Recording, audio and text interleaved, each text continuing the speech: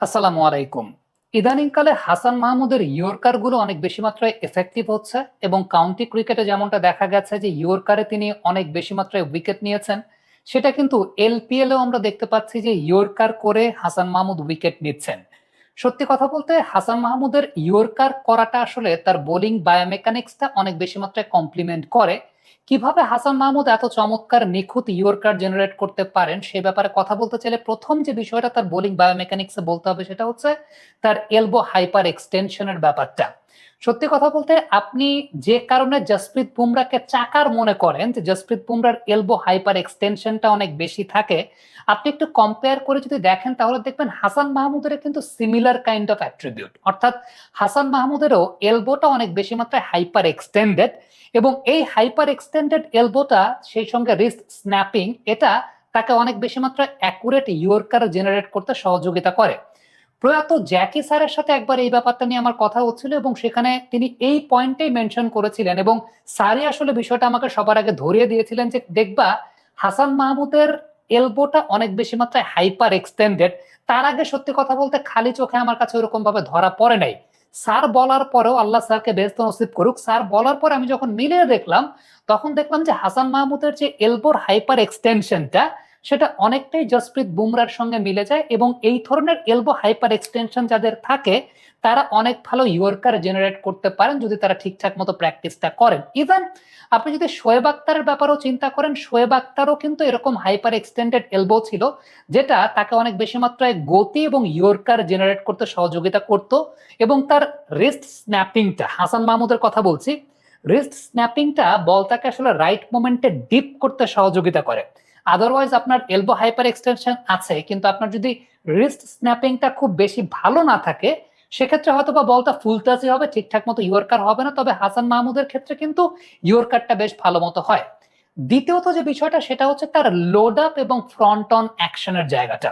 আপনি খেয়াল করে দেখবেন যে সমস্ত বোলাররা একটু সাইড অন অ্যাকশনে বোলিং করেন তাদের চাইতে যে সমস্ত বোলাররা একটু ফ্রন্ট অন অ্যাকশনে বোলিং করেন, অর্থাৎ যাদের বুক এবং মানে পুরো বডি পোস্টারটা ব্যাটসম্যান বরাবর থাকে, এই টাইপের বোলাররা অনেক ভালো মতো ইয়র্কার অ্যাকুরেটলি করতে পারেন। আপনি হাসান মাহমুদের ক্ষেত্রেও কিন্তু ব্যাপারটা সেরকমই রয়েছে এবং সর্বোপরি যে বিষয়টা আমি আসলে বলবো তার রিস্ট স্ন্যাপিংটা অনেক বেশি মাত্রায় অ্যাকুরেট, যে কারণে ফুল টস না হয়ে সেই বলগুলো অনেক বেশি মাত্রায় ইয়র্কার হয় এবং তিনি যেভাবে এখন আসলে ইয়র্কারটাকে খুব ভালো মতো জেনারেট করতে পারছেন এটা সত্যিকারের অর্থে অনেক ঈর্ষণীয় একটা ব্যাপার।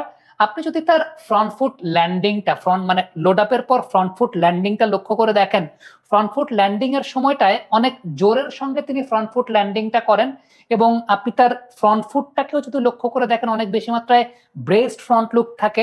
আপনি যেমনটা দেখতে পাচ্ছেন যে ব্রেসড একটা ফ্রন্ট লেগ থাকে এবং সেই ব্রেসড ফ্রন্ট লেগের জন্য অনেক বেশি মাত্রায় হাসান মাহমুদের কিন্তু আপার বডির স্টেবিলিটিটা অনেক ভালো থাকে।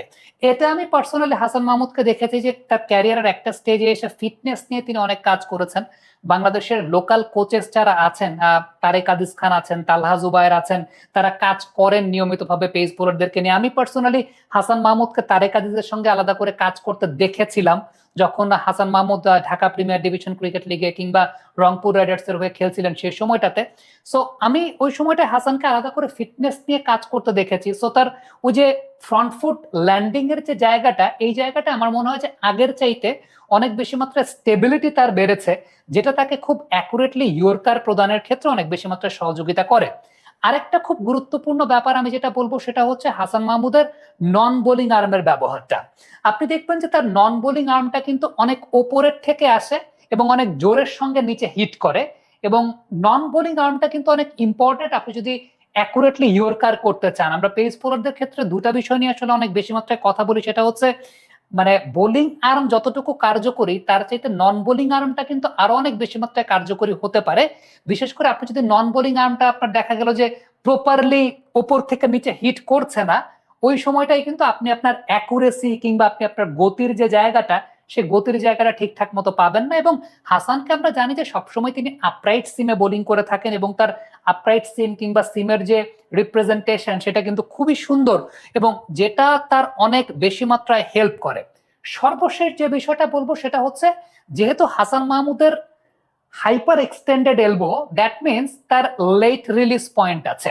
সো এই লেট রিলিজ পয়েন্ট আপনি খেয়াল করে দেখবেন যে হাসান মাহমুদ যখন বলটাকে ছাড়ছেন, এই মানে তার বডি, আপার বডি এবং লোয়ার বডির সিঙ্ক্রোনাইজেশনে তিনি লোড আপটা যখন করছেন, এরপর যখন তিনি বলটাকে রিলিজ করছেন, এই লেট রিলিজ পয়েন্টটা তাকে বাড়তি গতিও প্রদান করছে to make the yorker perfect. So এখন আমরা হাসানকে আসলে যেভাবে দেখছি যে ইয়র্কারটাকে অনেক বেশি মাত্রায় তিনি জেনারেট করতে পারছেন, এর পেছনে অন্যতম বড় কারণটা তার বোলিং বায়োমেকানিক্স তো আছেই, হাইপার এক্সটেন্ডেড এলবো যেটা আমি বলছিলাম। তার সঙ্গে সঙ্গে বলতে হবে যে মাঝের এই সময়টাতে হাসান মাহমুদ আসলে ইনজুরি থেকে রিকভারি করার সঙ্গে সঙ্গে ফিটনেস নিয়েও বেশ ভালো কাজ করেছেন। ফিটনেস নিয়ে কাজ করাটা তাকে বাড়তি একটা উদ্দীপনার সঙ্গে ইয়র্কার গুলো অনেক ভালো মতো জেনারেট করার ক্ষমতা দিচ্ছে, যেটা এই সময়টাতে আমরা তাকে অনেক পিকে দেখতে পাচ্ছি যে ইয়র্কারটাকে অনেক ভালো মতো তিনি অ্যাকুরেটলি করতে পারছেন। সো ডেফিনেটলি এটা আল্লাহ রাব্বুল আলমিনের কাছে দোয়া থাকবে যে হাসান মাহমুদ তার ক্যারিয়ারের এই যে স্টেজটা যেখানে তিনি ইয়র্কার খুব ভালো মতো জেনারেট করতে পারছেন, ফিটনেস লেভেল ওয়াইজ তিনি এইভাবেই থাকবেন, যেহেতু ফ্রন্ট অন অ্যাকশনে তিনি বোলিং করে থাকেন। ল্যাটারাল ফ্লেকশনটা অন্য বোলারদের চাইতে আসলে কম। ল্যাটারাল ফ্লেকশন বলতে বোঝায় আসলে বলটাকে রিলিজ করার সময় বডিটা যতটুকু মানে এদিকে সরে যায়, সেই জায়গাটা হাসান মাহমুদের অন্য বোলারদের চাইতে কম। সো আমার কাছে মনে হয় যে এটাকে ম্যানেজ করে যদি তিনি আসলে ঠিকঠাক মতো তার ক্যারিয়ার স্প্যানটাকে লম্বা করতে পারেন, সেক্ষেত্রে বাংলাদেশের জন্য অনেক উপকারী একটা ফ্যাক্টর হাসান মাহমুদ হতে যাচ্ছেন। কমেন্ট বক্সে আপনার মন্তব্য, মতামত জানতে চাই, লিখে পাঠাবেন।